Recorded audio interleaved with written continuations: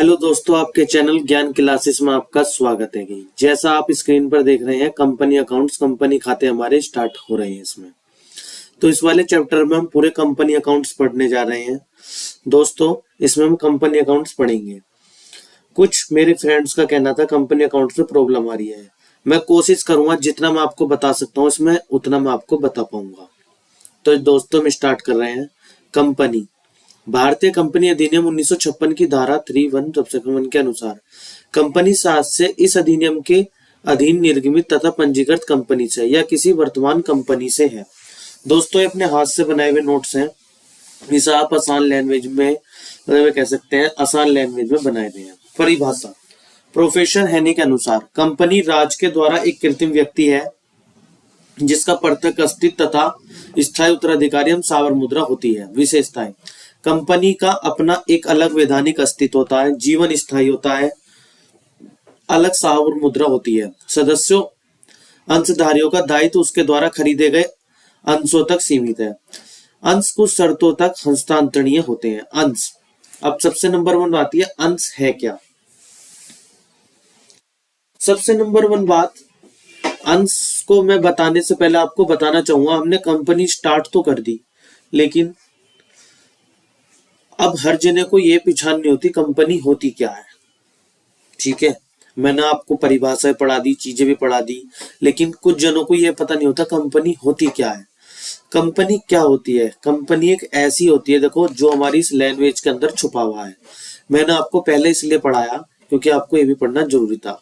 इसमें क्या कह रहा है, भारतीय कंपनी अधिनियम 1956 की धारा 3 के अनुसार कंपनी शासी एक अधिनियम के अधीन निर्गमित तथा पंजीकृत कंपनी से या किसी वर्तमान कंपनी से है। मतलब ये बात तो पक्का हो गई कि पंजीकृत, तो कंपनी क्या है? पंजीकृत कंपनी होगी। जैसा आप पढ़ते हैं कि राम एंड श्याम कंपनी वगैरह, इस टाइप की कंपनी। तो जैसे जैसे आप इसमें पढ़ते जाओगे इससे आपको पता चलता रहेगा, क्योंकि खाली कंपनी में मैं ये नहीं करना शेयर से रिलेटिव क्वेश्चन करने, वो मैं इसे 0 लेवल से लेके चलूंगा जहां तक मैं आपको कोशिश बताने की कर सकता हूं वहां तक। ठीक है।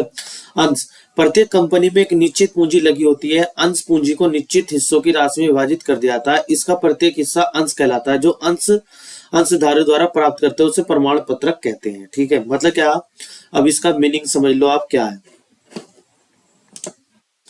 मीनिंग ये है इसमें, अब आप सीधी लैंग्वेज में समझोगे इसका मीनिंग। अगर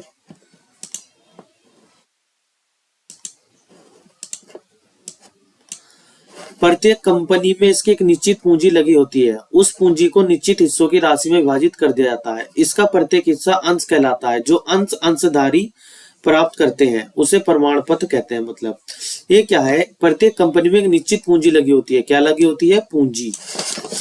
उस पूंजी को निश्चित हिस्सों में राशि में विभाजित कर दिया जाता है। निश्चित हिस्सों की राशि में विभाजित कर दिया जाता है।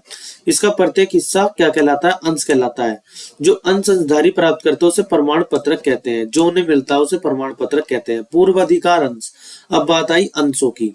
पूर्वाधिकार अंश वे अंश होते हैं जिन पर अंशधारियों को लाभांश एक निश्चित दर से प्राप्त करने का पूर्व अधिकार होता है। समतांश,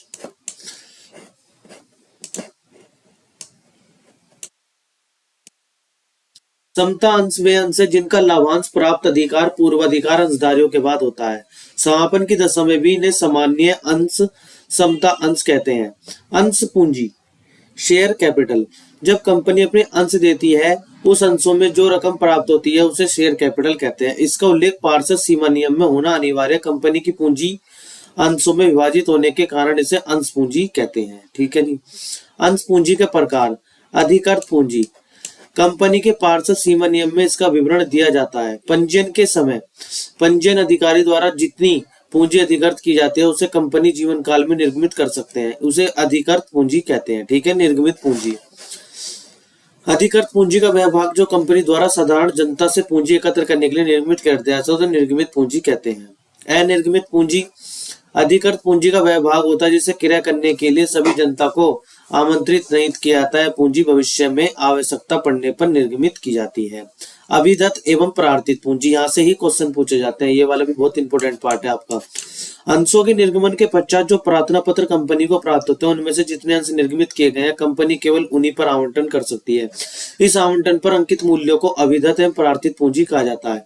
याचित एवं अयाचित पूंजी, कंपनी द्वारा संपूर्ण राशि एक साथ नहीं मांगी जाती, उसे कंपनी इंस्टॉलमेंट में मांगी है।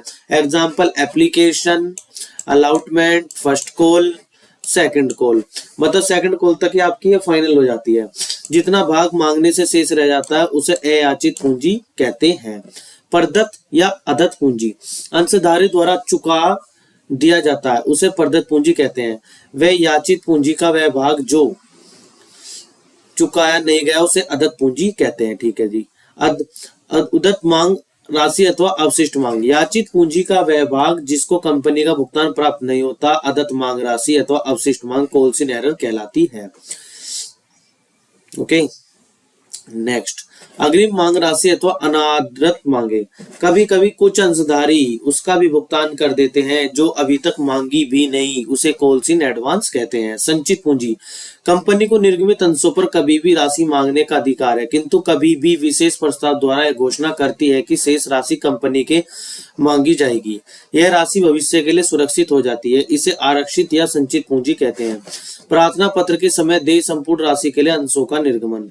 Eight par, bank account debit to share holder account being money receive, share holder account debit to share capital being application money transfer to share capital account. At discount, दोस्तों अभी आपको समझ नहीं आ रहा होगा एट पार क्या है, मैं केवल आपको भी पढ़ा रहा हूँ, जब आप न्यूमेरिकल करेंगे आप समझ जाएंगे सब है क्या। At discount, bank account debit to share holder account, मतलब आपकी ये वाली एंट्री और ये वाली एंट्री सेम हुई। अब share holder account debit to share capital, बस आपका यहाँ पर चेंज हो गया, share holder account debit to share capital जो चेंज हुआ है ये वाला, डिस्काउंट आपका यहाँ पर डेबिट हो रहा है, ध्यान से, ठीक है। डिस्काउंट आपका यहाँ पर डेबिट हो रहा है, ठीक है दोस्तों। तो ये हो गया हमारा, तो आज हमारा ये चीज थी, तो मैंने आपको थोड़ा थोड़ा ये करा, तो इसमें हम बीच में न्यूमेरिकल करेंगे प्लस थ्योरी भी इसके अंदर हम लेके चलेंगे।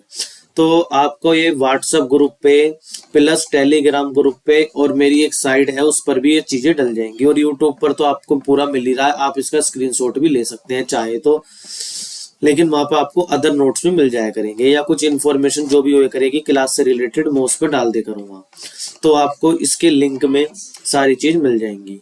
तो आज की क्लास हम यहीं तक रखते हैं। ओके।